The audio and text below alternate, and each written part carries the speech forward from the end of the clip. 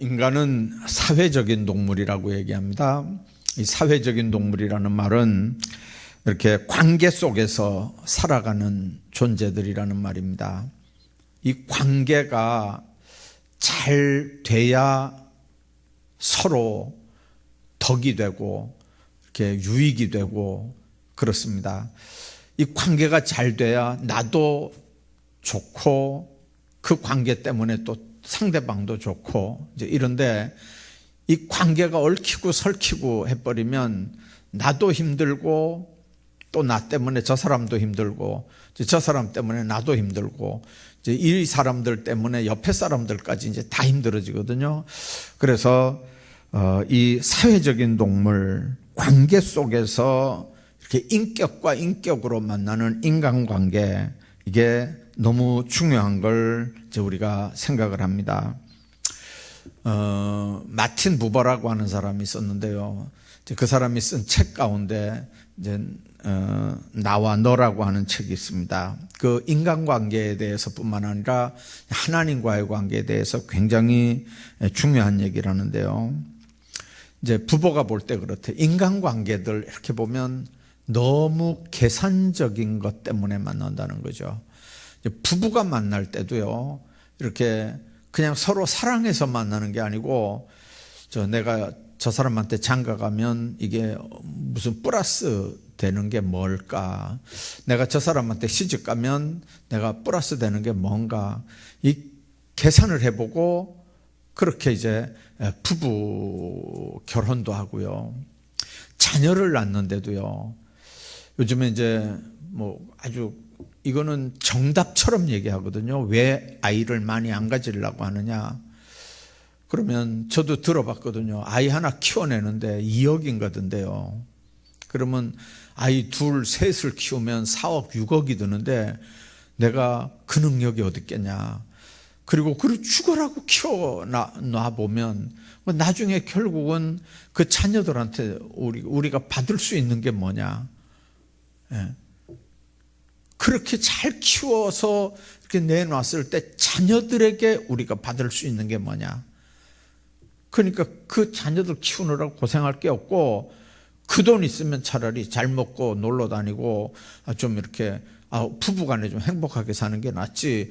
왜 자녀를 낳아서 자녀한테 희생하고 자녀들한테 묶여 살 이유가 뭐냐. 계산 안 되는 일을 왜 하느냐 그 말이에요. 근데 우리가 가만히 한번 생각해 봐봐요. 옛날 엄마들은 계산해 보고 자녀들을 낳았나요? 예? 아니 옛날 엄마들은 계산해 보고 자녀를 낳았냐고요. 계산해 보고 자녀 양육을 했습니까? 이 계산이 안 되는 장사잖아요. 부모가 자녀 사랑하는 건 이 계산이 안 되는 장사예요.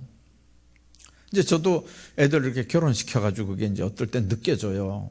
뭐냐면 제 친구 중에 어느 목사님이 한 번은 되게 싱글벙글해요. 왜 그러냐 그러니까 자기가 밥을 산대요. 왜 밥을 사냐 이러니까 자기 딸한테 그 연락이 왔는데 생일이 됐다고 20만 원을 보내줬대요. 그러니까 자기 너무 기분이 좋아가지고 이 밥을 산다 그러더라고. 그래서 내가 알거든요. 그 집안을 알기 때문에. 야, 이 등신같. 야, 이거 이 등신. 아니 20만 원 받고 그래 줬냐?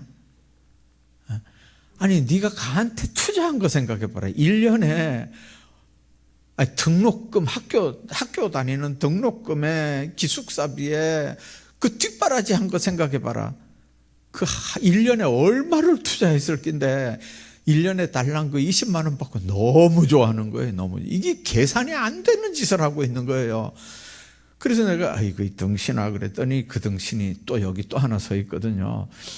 이게 부모들이 이게 계산이 안 되는 장사를 하고 그런 일을 하고 있어요. 부모들이 여러분들 그 계산해가지고 이게 부모 노릇하냐고요. 계산해가지고 이게 부모 자녀의 관계가 되냐고요. 그런데 요즘에는 자꾸 계산하려고. 계산이 안 맞아서 자녀를 안 두겠다는 거거든요. 계산이 안 되기 때문에 자녀한테 희생 안 하겠다는 거거든요. 이게 똑똑한 거냔 말이에요. 이게 지혜로운 거냔 말이에요. 이게 하나님이 원하는 거냔 말이에요. 이게 하나님의 뜻이냔 말이에요. 이거 아니거든요.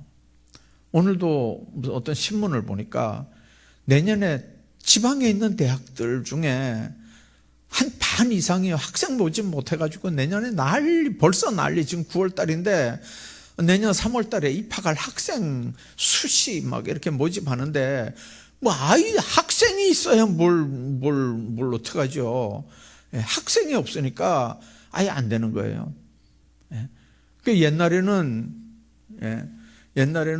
지방에 있는 좋은 대학 이렇게 겨우 들어가는 애들도 이제 애들이 없으니까 서울에 있는 어지간한 대학은 이제 다 들어가도 되는 상황이 됐어요.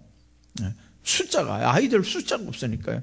비율이 뭐 몇 대 1 이렇게 하던 게 뭐 반의 반도 안 되는 이제 그런 비율이 되니까요. 그래서 지방 대학들은 이게 이제 보통 문제가 아닌데 이게 대학 문제만 그렇겠습니까? 교회 학교도 마찬가지고요. 우리가 지금 노회에 230개 정도 교회가 되는데 주일 학교 있는 데가 50개도 안 돼요. 옛날에는 어른들이 100명 모이면 주일 학교는 100명 넘었어요, 다. 옛날에는 다 그랬다니까요. 근데 100명 정도 어른 모이는 교회에 주일 학교 있는 교회가 잘 없어요, 요즘에는요. 올 여름에도 중고등부 수련회를 하는데 상주 어디에서 수련회를 했는데 전 노회 공문이 다 왔어요. 그래가지고 중고등부 연합 수련회를 한다고요. 그게 무슨 얘기냐면 중고등부가 있는 교회들이 잘 없어요.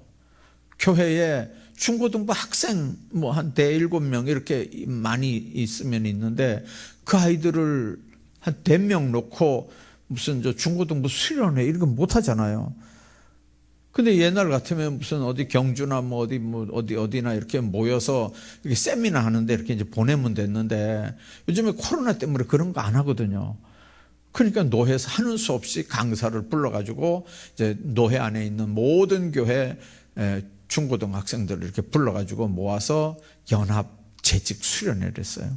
우리 노회 학생들 다 모으면 얼마나 될까요? 나중에 들어보니까 한 150명, 150명 이렇게 모였다 그러더라고요. 아주 은혜스럽게 잘했대요. 노회 전체를 통틀어서 학생들 끌어모은 게 한 교회에서 1명, 2명, 3명 이렇게 이런 식으로 모인 게 한 150명 정도 이렇게 됐대요. 자, 그러니까 오늘 우리가 한번 생각해 봐야 되는 게 정말 하나님 안에서 계산으로 안 되는 일들을 자꾸 인간이 이제 계산해서 인간관계를 하려고 그러는데 그게 부부 간의 관계뿐만 아니고 심지어는 부모 자식 간의 관계도 이렇게 계산적으로 이렇게 하니까 이제 자녀를 안 갖는다든지 왜 자녀에게 희생을 할까 보냐든지 이런 계산적인 얘기들이 나와서 이런 문제들이 생기는 거거든요.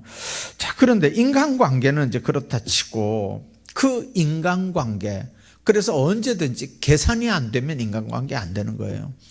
이제 우리가 이제 사람들끼리 이렇게 만나잖아요.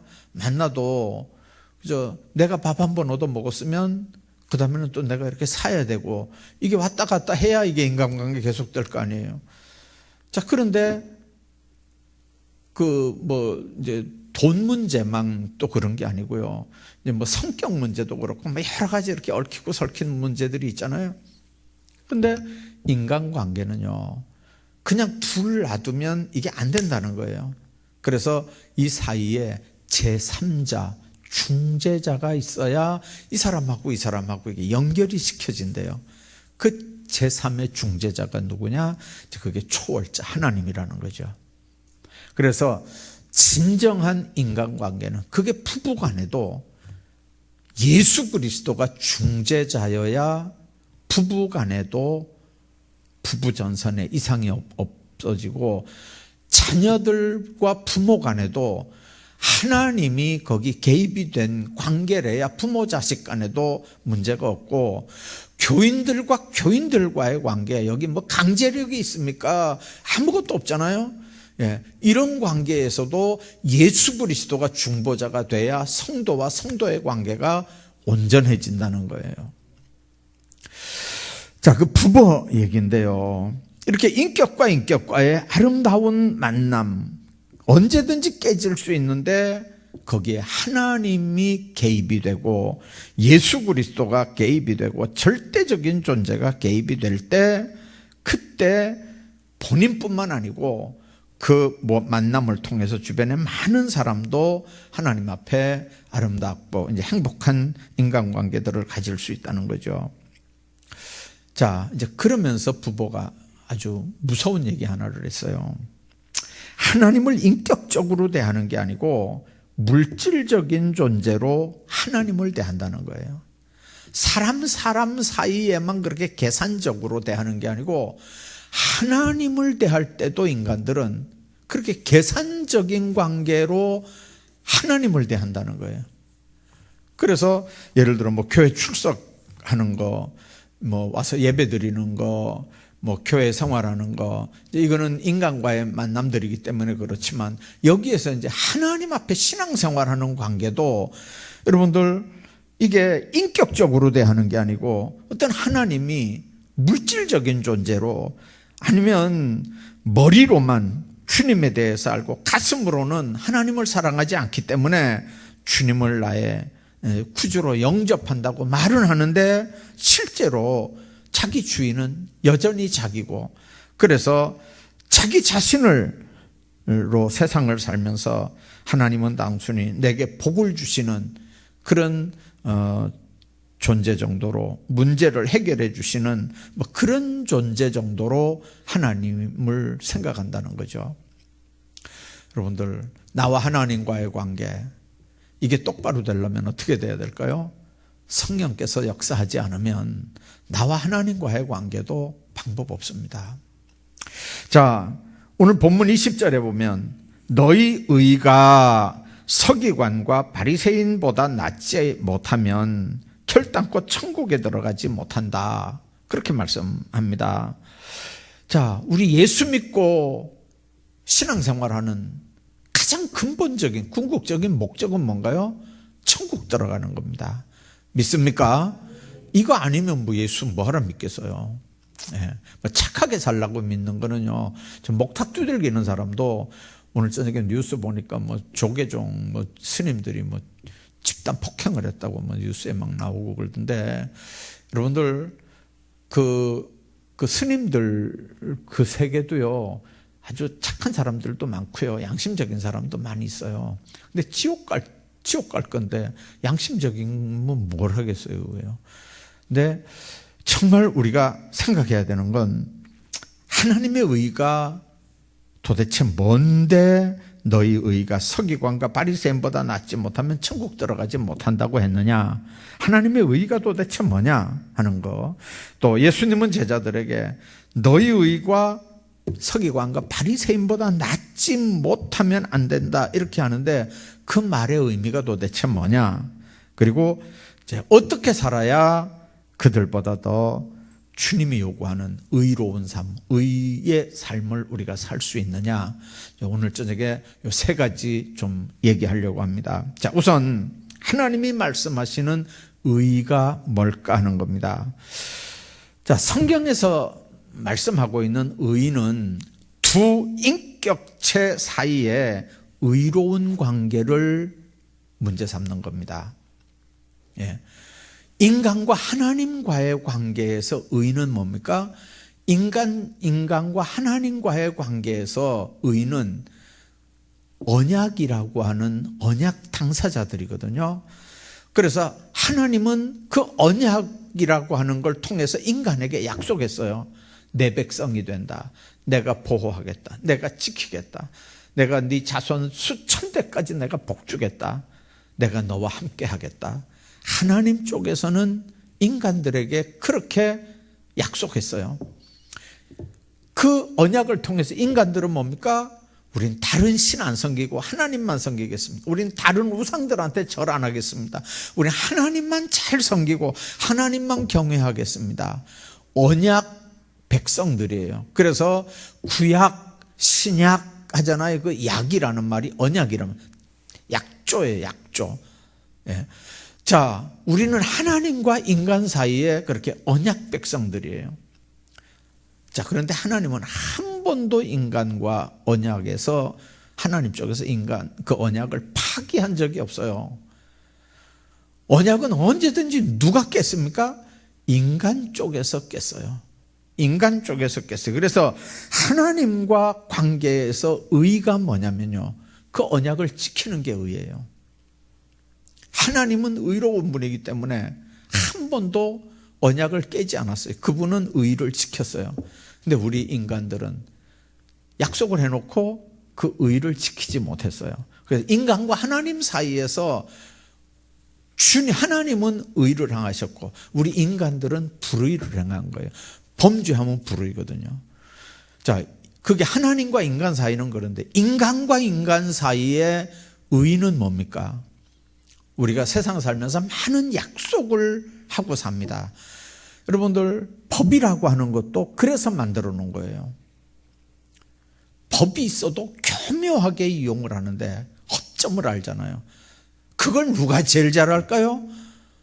법을 다루는 사람들이 제일 잘 알아요. 네. 법을 다루는 사람들이 법에 허점이 있는 걸 알아요. 그래서 여러분들 그 허점 있는 그 부분을 가지고 못된 짓들을 하는 거예요.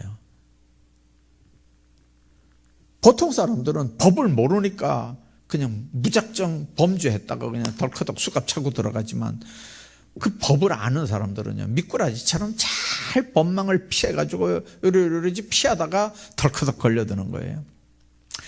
자, 하나님과 인간 사이에도 의, 불의가 있고요. 인간과 인간 사이에도 불의와 의가 있거든요. 그게 뭘로 나타나는 거라고요? 생활로 나타나는 거예요. 너희 의가 서기관과 바리새인보다 낫지 않으면 할 때 그 의는 첫째는 너희가 하나님하고 관계고 두 번째는 너희가 인간들과의 관계의 생활이 삶이 바리새인 서기관들보다 낫지 않으면 그 말입니다.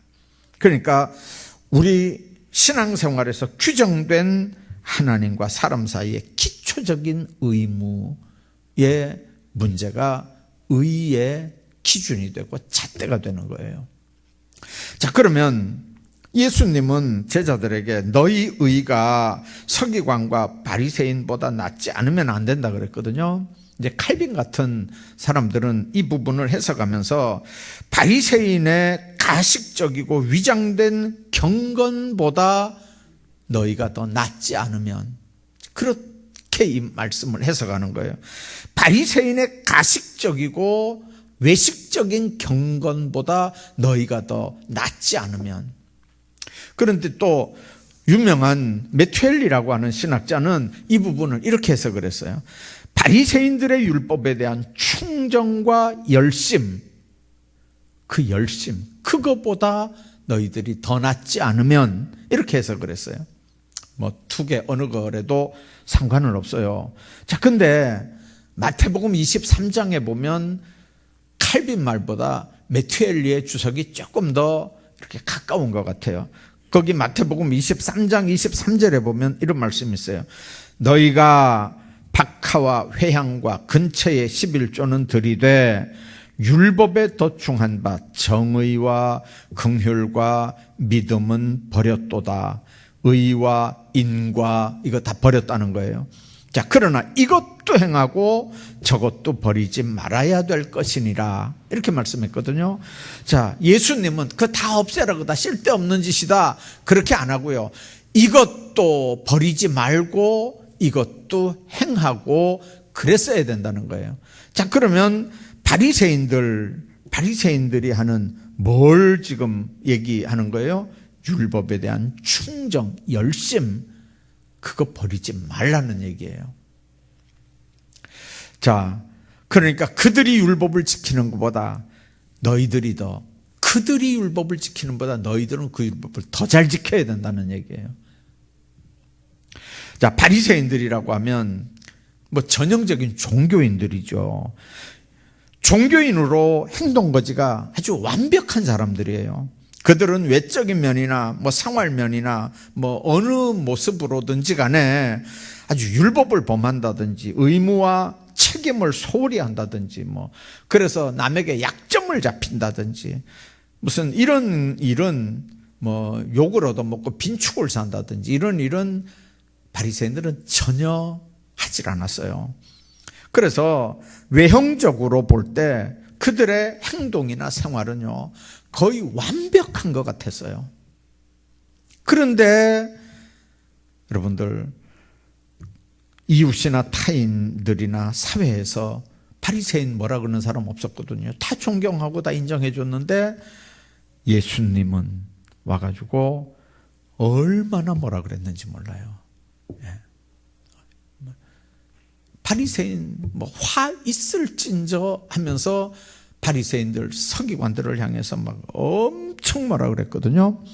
자, 누가복음 18장에 보면요, 성전에 가서 기도한 걸 보면 이 바리새인들 뭐라고 기도했냐면, 사두개인들이 하나님이 원하는 다른 사람들, 곧 토색, 불의, 간음하는 사람들과 같지 않고 이 세리와도 같지 않은 걸 감사하나이다.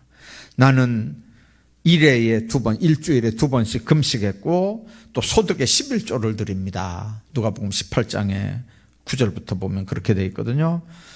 자, 이 바리새인들이 지금 이렇게 한 거 우리는 그렇게 하나요? 자, 한번 보세요. 자, 일주일에 2번씩 금식하는 분 계시나요? 또 소득의 11조 큰 거는 드리겠지만 아주 세세한 거, 마당에 텃밭에 근처 회양 이런 거 조그만 거 심어놓고도 그거 11조 드리는 사람 있나요? 자, 그러니까 어떤 면에서 보면 아주 너무 훌륭하고요, 너무 아주 잘하는 사람들이거든요.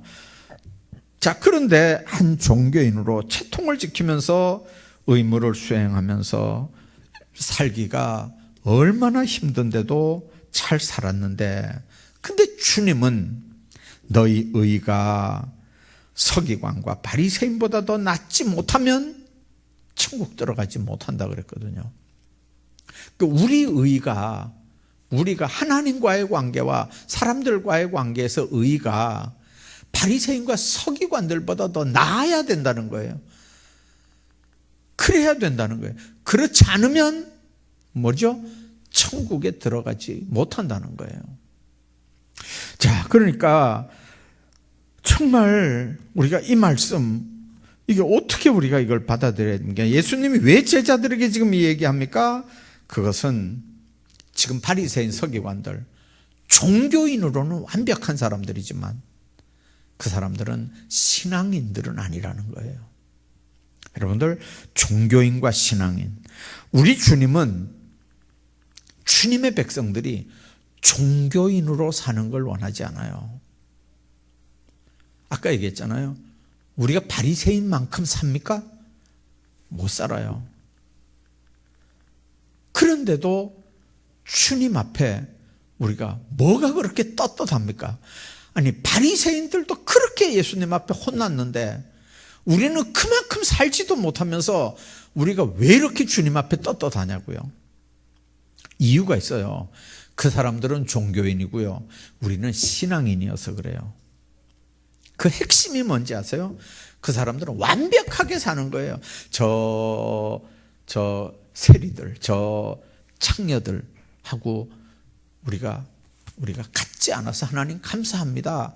나 일주일 2번씩 금식하고 온전한 11조 드립니다. 그러면서 그들은요, 하나님 앞에 도덕적으로 완벽한 삶을 지금 하나님 앞에 얘기하는 거예요. 그 사람들이 손을 들고 기도해봐요. 많은 사람들이 얼마나 부러워하겠어요. 복장도 일반 사람들하고 달라요. 성지순례 가신 분들은 가서 직접 봤지만 텔레비전에 보면 그 바리새인들 복장 나오잖아요. 시꺼먼 거, 뚜껑 같은 거 하나 이렇게 머리에 쓰고, 옷도 이런 게 치렁치렁한 거 있고, 여기에 성경대로 성경 구절 막 이렇게 적어가지고 다니고요. 막 딱 봐도 거룩한 사람들이에요. 근데 주님이 보실 때는요, 그게 신앙인으로 보이는 게 아니고 종교인으로 보인다는 거예요. 여러분들 그렇게 완벽하게 신앙생활하면요, 회개거리가 있을까요, 없을까요? 아니, 그렇게 완벽한데요, 저 사람들하고 받지 않은 걸 감사합니다 이렇게 하는데 이 사람은 회개거리가 있겠어요, 없겠어요? 우리는 그렇게 못 살잖아요. 그러니까 우리는 회개거리가 있어요, 없어요? 하나님 앞에 회개거리가 없는 게 낫겠어요, 있는 게 낫겠어요?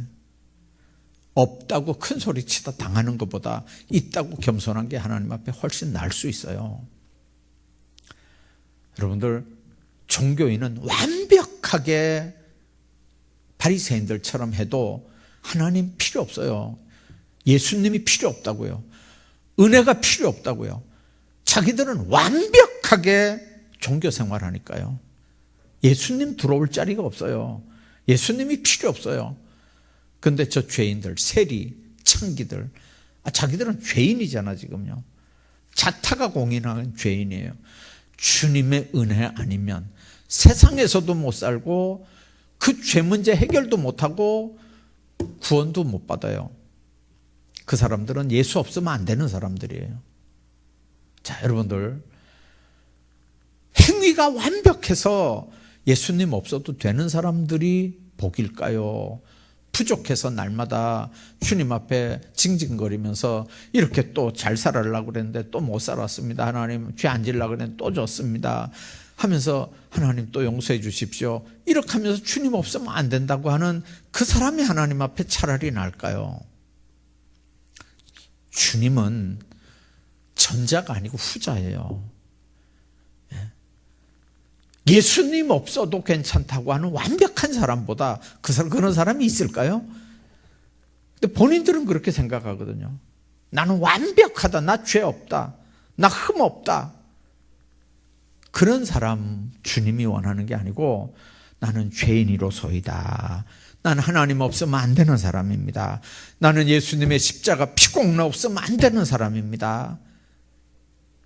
종교인이 아니고 신앙인, 정말 주님이 필요한 그 사람. 여러분들, 그런 사람들은요 절대 하나님 앞에 교만하게 안 살아요. 절대로 다른 사람의 죄를 지적하지 않아요. 그 사람의 죄가 크게 보이긴 하는데, 그런데 성령께서 깨닫게 하시거든요. 너는 더하다 이놈아. 이 소리가 막 들리는 거예요. 너는 더하다 이놈아. 그러면서 내 죄가 보이고 내 죄가 생각나는 거예요. 그럼 여러분들 어떻게 교만해지겠어요? 어떻게 남의 죄를 얘기하겠어요? 그러니까 하나님 앞에 정말 신앙인은요, 나는 죄인이로소이다 하면서 엎드릴 수밖에 없어요. 교만할 기회도 없고 그럴 시간도 없어요. 그럴 자세도 안 돼요. 언제 하나님 앞에 교만하겠어요? 내 죄 생각하면 끔찍스러운데요. 그 은혜 감사해서 늘 감사할 수밖에 없고요. 그 은혜 감사해서 어떻게 하면 하나님 앞에 그 은혜 감사하며 내가 살까요? 충성하고 헌신하면서도 그래도 이 몸 바쳐 충성해도 그 은혜 다 못 갚겠네 하면서 하나님 앞에 감사할 수밖에 없잖아요. 그런 사람이 교만할까요? 그런 사람이 남의 허물 들춰낼까요? 주님 안에서 여러분들, 주님이 원하는 건 완전한, 완벽한, 온전한 종교인의 삶을 요구하는 게 아니고요, 스스로 죄인이라고 고백하고 주님 앞에 엎드릴 수 있는 죄인을 요구하는 거예요. 신앙인을 요구하는 거예요. 우리가 기독교인이라고 할 때 어떨 때는 이렇게 무슨 이제 뭐 이렇게 뭘 적어낼 때, 프로필 적어낼 때 꼭 종교란이 있잖아요. 그래서 기독교라고 적을 수밖에 없어요. 근데 우리가 이제 냉정하게 한번 가만히 생각해 봐봐요. 아니, 종교라고 해서 이제 기독교 적긴 적지만 우리가 정확한 표현으로 그 종교란에 기독교를 적어야 되냔 말이에요. 종교는 주체가 나예요. 내가 부족한 걸 느끼고 절대자를 찾아가는 행위가 종교예요.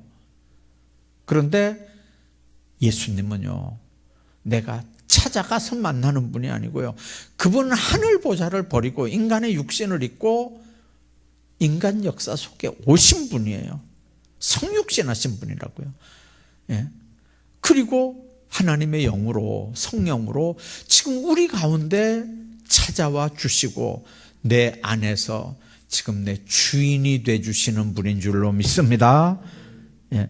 그분을 우리가 영접하고 그분과 동행하면서 사는 거잖아요. 그분과의 관계는요, 그분이 내 안에 있고 내가 그분 안에 있는 거예요. 이 관계, 이게 신앙인이에요. 내가 완벽하게 행해서 정말 흠이 없어서 예수님은 필요도 없고 이렇게 하면요, 예수님 필요 없는 사람이 무슨 신앙인이겠어요. 그래서 주님 안에서 우리가 기억해야 돼요. 주님 안에서 주님이 보실 때 그죠? 나는 죄인입니다. 그런데 주님이 그 중심을 보시고 예수 그리스도의 보혈로 씻으시고 용서해 주시고 의롭다고 인정해 주시는 의인, 의롭다고 인정해 주시는, 그래서 의인된 의인, 그 의인은 실제로는 죄인이거든요. 근데 주님이 도장 찍어가지고 의롭다고 해준 거거든요. 이제 그런 주의 백성들이 하나님의 백성들이에요. 그래서 오늘 우리가 세상 살아가면서 늘 기억해야 합니다. 우리가 종교인들인 바리새인들보다 낫지 아니하면 더 하나님 앞에 온전하게 살라는 거예요. 주님이 바라는 우리 삶이 뭡니까? 바리새인들이라는 게 세상과 구별된 사람들이란 말이잖아요. 남달리 경건하고 거룩한 종교 생활을 하는 무리가 바리새인이었거든요. 자, 그들은 자신의 영적 생활을 위해서 아까 얘기한 것처럼 일주일에 2번 금식도 했고요, 구제 사업도 했고요, 구체적으로 하루에 3번씩 이렇게 기도 시간 정해놓고 기도도 했고요. 자, 많은 사람들이 구제 사업도 했어요. 철저하게 11조도 했고요. 자신들이 그렇게 하니까 그렇게 안 하는 사람들을 향해서는요, 아주 엄정한 잣대를 대가지고 죄인 취급을 했어요. 자, 여러분들, 주님이 말씀하는 의인은 외적 생활이 기준이 아니거든요. 옛날에는요, 간음을 육체적으로만 안 하면 간음 아니었어요. 근데 예수님은 마음의 음욕만 품어도 이미 간음한 거라고 그랬어요. 옛날에는 사람을 실제로 죽이지만 않으면 살인이 아닌데 예수님은 뭐라 그랬냐면요, 미워하면 다 살인이라 그랬어요. 아니, 해석을 예수님이 그렇게 하셨다니까요. 그러면 문자적으로 기록된 율법이 더 무서워요? 아니면 문자적으로 그렇게 안 돼 있는 예수님의 해석법이 더 무서운 거예요? 예수님의 해석이요, 훨씬 더 무서워요. 그렇잖아요. 구약시대는 안 죽이면 살인이 아니었는데 신약에는 미워만 해도 살인이잖아요. 그러니까 예수님 앞에 죄인 아닌 사람이 어떻겠어요? 예수님 필요 없는 사람이 없다고요. 이 세상 모든 사람들이 예수님 필요 없는 사람이 없어요. 그런데도 예수님 없어도 될 것 같이 사는, 예수님 없어도 자기는 세상 잘 사는 것처럼 예수님 필요 없다. 교회는 멍청한 사람들, 무식한 사람들, 부족한 사람들, 의지가 약한 사람들이나 다니는 데다 이렇게 하면서 세상에서 아주 똑똑하지 않은 사람들, 신앙적으로 보면요, 그 사람들이 진짜 무식한 사람들이에요. 그 사람들이 오히려 불쌍한 사람들이에요. 눈에 보이는 것만 보는 사람들이 진짜 답답한 거잖아요. 그 너머의 세상이 얼마나 크고 무서운 건데요. 그래서 우리가 외적인 생활은요, 많은 유대인들로부터 칭찬도 받고 존경도 받았지만 그들을 누가 비난했겠습니까? 근데 예수님만은 유독 화 있을진저 그렇게 한 거거든요. 왜 그러냐면 그들의 알맹이를 알아서 그래요. 그 사람들의 속을 알아서 그렇다고요. 주님 안에서 우리는 정말 내세울 게 아무것도 없는 죄인들입니다. 그러나 주님이 요구하는 건 그렇지 못하다 할지라도 우리는 천국 백성들이 되기를 원하는 거거든요. 정말 하나님 안에서 온전한 신앙생활, 다 천국에 들어가는 게 아니라는 얘기는 내가 주님을 어떤 분으로 모시고 살았느냐가 너무 중요한 거거든요. 예수님은 랍비가 아니거든요. 예수님은 선생이 아닌 거거든요. 예수님이 내 주인이라고, 내 주님이라고, 내 왕이라고, 내 구주라고 그렇게 고백할 수 있는 사람은 신앙인이에요. 랍비는 여러분들 4대 성인 중에 하나, 유명한 선생 중에 하나로 모시고 예수님 따르는 사람들은요, 그건 구원하고 상관없는 사람들이에요.